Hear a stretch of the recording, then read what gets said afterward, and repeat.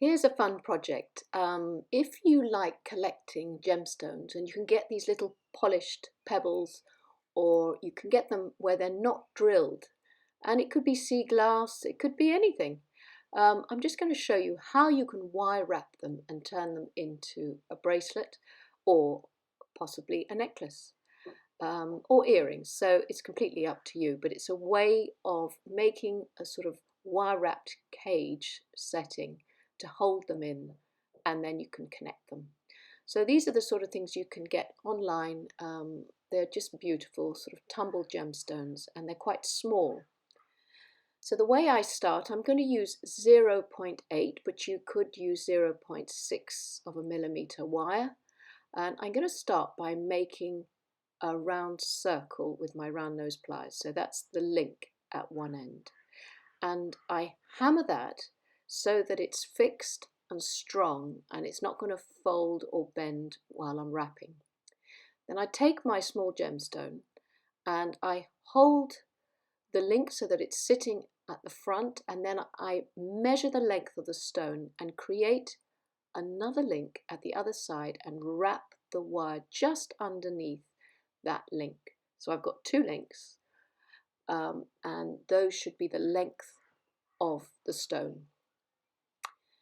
Then I place the stone on top of, in length. So I place it on top of that piece and I wire wrap around the outside and bring the rest of the wire around the opposite top loop. And that just sort of goes around the side of the stone to hold one side. Basically, you have to hold the whole thing with your fingers. This is why it's quite hard to demonstrate it, because my fingers are all on top of it. And then I'll wire wrap on the other side. So I've now framed the contour. So depending on the shape of the piece, that is just going to frame it. Then I bring it over the top, and every time I'm wire wrapping around the top link, and then I bring it across the back.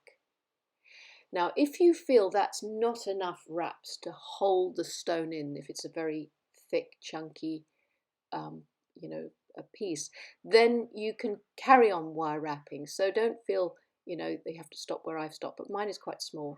And then you just spend a bit of time making sure that all the wires are wrapped around.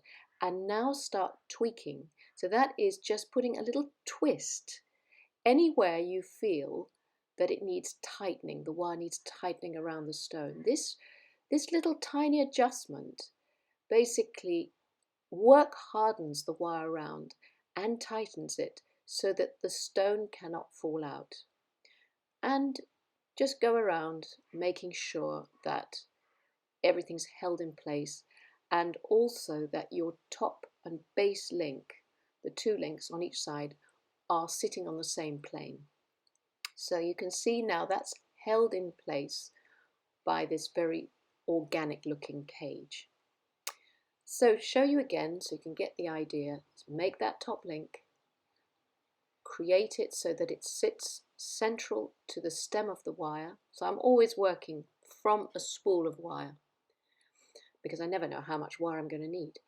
And once I've got my top link, I place my stone and just have a guesstimate of where I need to put the other link on the opposite side. So that's the entire length of the stone, and I do one wrap around at the base of that link. So now I'm all ready to start wrapping it. So I hold the stone on that bar and wrap it across the side or the top of the stone, whichever way you can hold on to it, but I usually go around the outside and then around the other side, and that sort of holds it a little bit. Then I go around the front and back around the top, and then I go around the back again and finish off at the opposite end. Then cut it off and make sure that my ends are neatened and that there's no spiky bits protruding.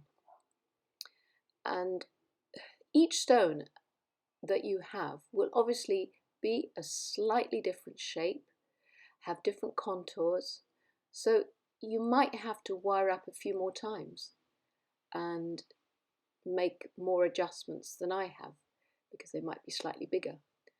But it's a very good technique for small stones. I mean, there are hundreds of ways of wire wrapping stones. This is just a really, really simple one for small, really small tumbled gemstones. And as I say, I'm using 0.8 of a millimeter, but you can use 0.6 of a millimeter if your stones are smaller. So I'll just let you watch me a couple more times, and that should sort of give you an idea that, you know, when each stone, even if each stone is different, it's roughly the same thing. And just through the, you know, repeating this process, and just start off with, you know, a few little pebbles maybe outside that you've got to play with to get the idea and to get the practice in. That will sort of help you get started when you want to actually create your first bracelet, or if you want to use sterling silver wire and not mess it up. You really do need to practice a little bit before you use your precious wires. So just watch me as I create these little, I suppose, caged gemstones. But I love it because it's an organic wrap. The stones are so organic in shape, and you can just mix and match all your little tumbled stones to create a really pretty little gemstone bracelet. You could also wire wrap shells in this way, sea glass in this way, any little found object. It really works for so many things. And the little twist and tweaking is the, you know, the sort of essential bit to finishing it off and making sure that it really hugs the outline of your piece. So this one is not going to go anywhere. You can see it's really been held in place by that wire. So there you have it. I've done a few more, and now that I've linked them all together, I've just linked them with 2 jump rings in between, so that the you know, the tumble stones cannot come apart and the chain link is nice and firm. And now we're going to make a very simple Tbar clasp that I like to use on a bracelet rather than a hook clasp, because I feel it doesn't come off. It's really strong, and it holds it in place well. So let me show you how I do that. I'm using 0.9 of a millimeter, which is slightly firmer for my clasp, and I'm going to measure about 4 inches. But if you want something slightly bigger and chunkier, have more.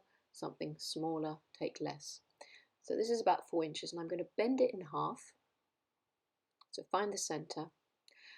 Place your round nose pliers at the center and fold each end across each other so that you create a central loop. So they're crossing over.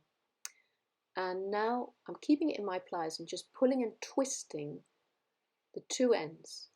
This way, that will work hard on the wires and also make them nice and straight. And it also keeps that central loop in place.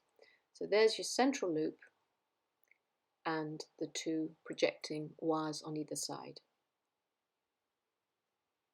And then we're going to make the side spirals. So create a little hook or a circle, depends how big you want to make these. I'm just doing a tiny little hook on each side with the tips of my chain nose pliers, and then I'm going to spiral those towards that central link that I made.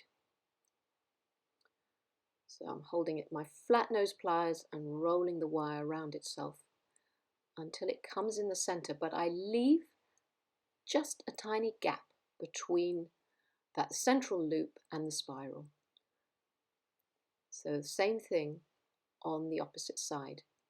You want to leave a little gap, just spiral it in towards that central circle, but leave a tiny bit of space. So that's the top unit, that's the T bit of the T-bar. And then we want the stem of the T. So just make a centralized link. You don't want this too long.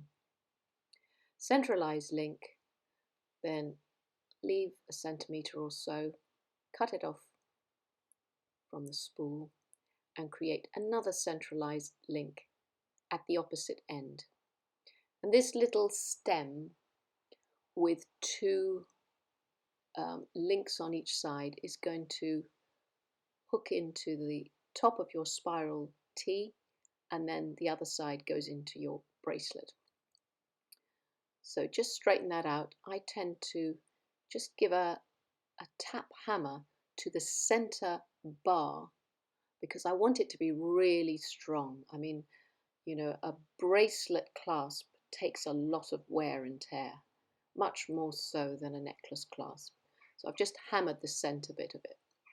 So I'm going to open up my link sideways on one of the sides and link that in to the top, close that up. So there's my T, and I want to eventually connect that into the bracelet. And the other side of the clasp is the eye of the clasp. So you want to make a loop. It doesn't have to be too round, it can be quite elongated, but this loop has to fit that spiral that you made. So just check by feeding it through, and once you know that's the right size, cross the wire over from where you made the loop and wrap it just under the loop that you've made. I like these to be sort of like elongated loops, like a sort of teardrop shape, but that's completely up to you. It can be round, of course. And there you have it. It's wire wrapped underneath. Got my loop ready, and then I just need to cut it off, leaving just a small amount to make the link at the other end to connect to my bracelet. I mean, you could put a little gemstone on that stem before you make the link, but I'll leave that up completely up to you.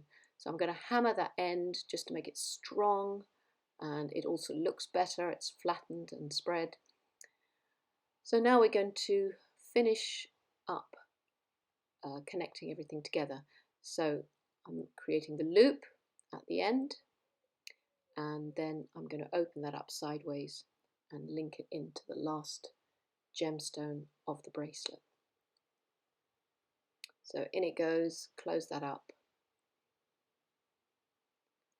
and then I want the T-bar on the opposite end. I've measured my bracelet to be exactly right for me, and it, you know, but obviously every wrist is different. I've got a small wrist, so this works exactly for my particular wrist. So you feed it through that loop, and it will sit within the loop when it's worn, and it's a really effective clasp.